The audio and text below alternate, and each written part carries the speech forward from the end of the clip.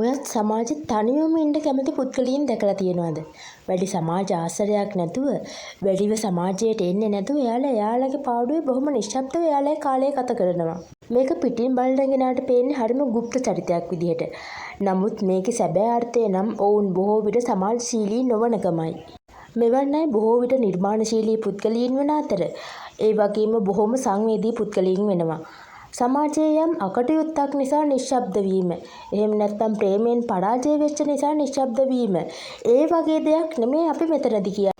මොවුන් ස්වභාවයෙන්ම කුඩා කාලයේ සිටන්ම බොහොම නිශ්ශබ්ද චරිත. සමාජයේ ඝට්ටනයක් වෙන්න මෙයාලා කැමති නෑ.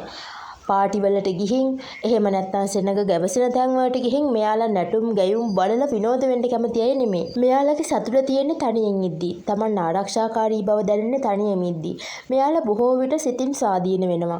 ඒ වගේම මෙයාලා ඕනම දෙයකට නොබියව මූණ දෙනවා. මෙහෙම අය ලෝකයේ ඉන්නේ බොහොම අතලොස්සයි.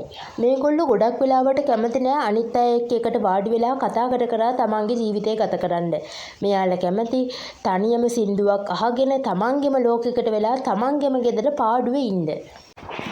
මෙයාලට කෝප වීමක් හෝ සංවේදී වීමක් වගේ දේවල් ජීවිතේ අඩුයි. මෙයාලා ප්‍රාර්ථනා කරන්නේ සතුටම විතරයි.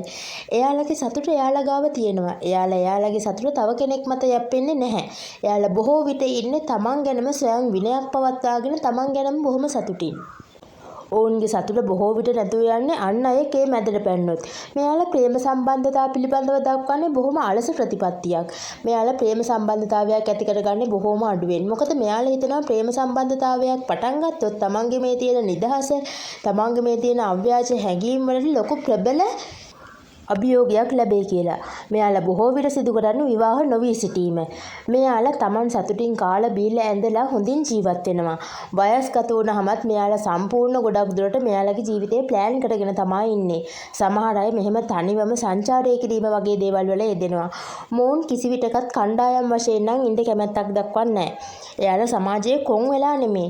ඇත්තටම කිව්වොත් එයාලා ඉන්නේ එයාලා මත සමාජය අයින් කරලා. එයාලා කැමති නැහැ සමාජයේ එක්ක ඝට්ටණය වෙන්න. මේ වගේ අය ඇත්තටම නිර්මාණශීලී සහ ප්‍රගතිශීලී පුද්ගලයන් වෙනවා.